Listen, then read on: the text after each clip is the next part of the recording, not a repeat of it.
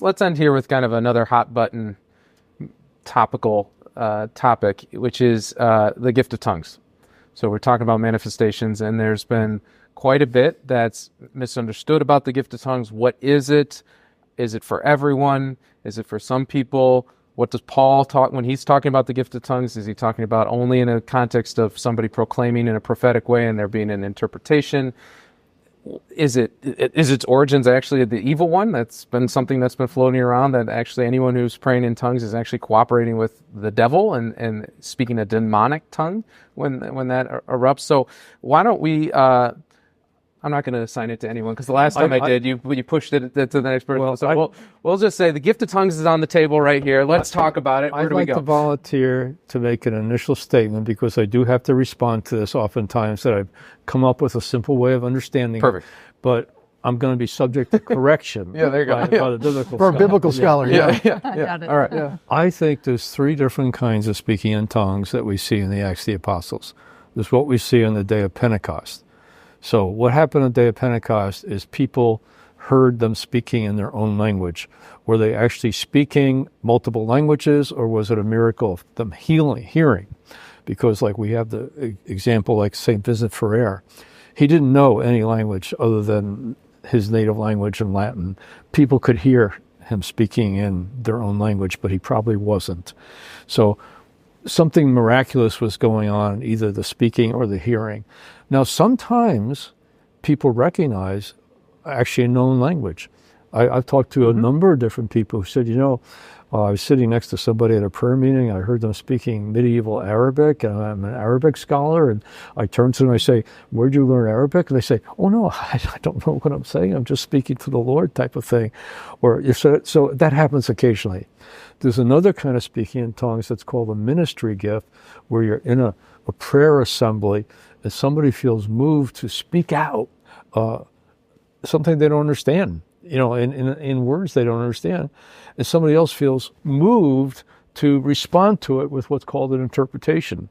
So that only happens in certain circumstances. It doesn't happen that often. It could happen more often in the right circumstances.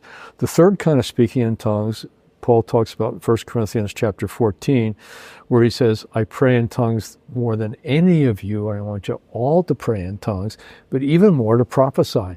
A person who's praying in tongues doesn't understand what they're saying. They're speaking mysteries to God. So I consider that the basic gift of tongues that most people are talking about in the Catholic Charismatic Renewal, where it's a dimension of their being that's been open to the Lord. You get a little hint of it from Romans chapter 8, where the Spirit of God with groans and sighs too deep for words makes intercession for us. So there's some kind of Spirit working in us and moving in sounds that we don't understand, that somehow allows us to connect with the Lord in a particular way. Now, I don't think it's a cure-all for everything. I don't think we should fight about it. If you don't want to pray in tongues, don't pray in tongues. Kind of thing.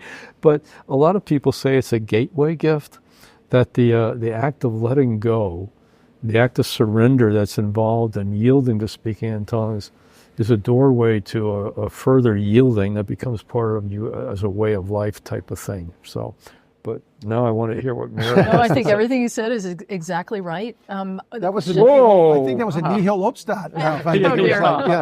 Yeah. Not up to gonna me, trigger some people. just to make sure that's clear.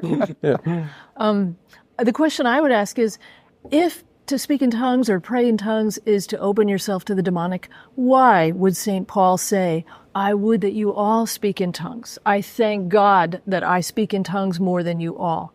Why would the church mention it in the catechism as one of the charisms of the Holy Spirit? Of course, that doesn't make any sense. Jesus said, what father among you, if his son asked for an egg, would give him a serpent? Or if he asked for a fish, would give him a scorpion? When people are in a context where they are praying, they're praising God, they're worshiping him, and it moves into this free vocalization led by the Holy Spirit, they should not be afraid that somehow the Lord is going to let the enemy enter into them. I mean, I think that's a work of the enemy, to make people afraid of it in that way. Now, sometimes in a possessed person, a demon can do strange stuff. Yes. For sure. The enemy can counterfeit all the gifts of the Holy Spirit. Sure, there's false tongues. That's not at all what's going on. Just like there's false prophecy and false teaching. Right. And every gift can be that's all the truth about, kind of what the scriptures teach. But just think about our own experience. Like, all the thousands and thousands and thousands of people we've been with over the years that have sung and prayed in tongues, and they're wonderful disciples, and nobody's, you know what I mean? It doesn't lead to demonic possession or something like that. You know what I mean?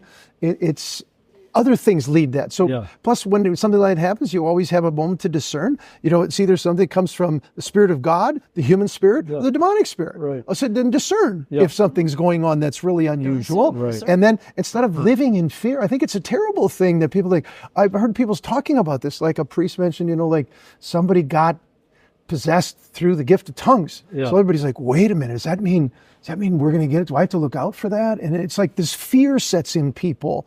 And it's just unnecessary. It really is. It's not how you invite the devil into your life. Yeah. You invite the devil into your life through practice of the occult, serious sin, repeated, unrepented sin, not by opening yourself up to the Holy Spirit and His gifts. Yeah. And one other thing I want to mention is I really believe the gift of tongues, the third kind you mentioned, gift of tongues as a language of prayer and praise, is a form of a contemplative grace.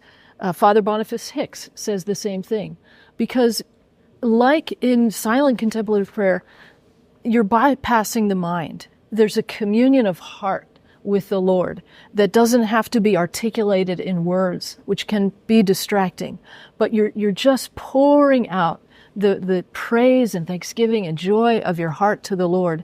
And I've experienced it that way in my life as a contemplative gift, as well as a gift for intercession when you don't know how to pray. Yeah. And the Holy Spirit is groaning within you, so to speak, and just leading you as you're praying in tongues and interceding in a way that you cannot articulate in English words.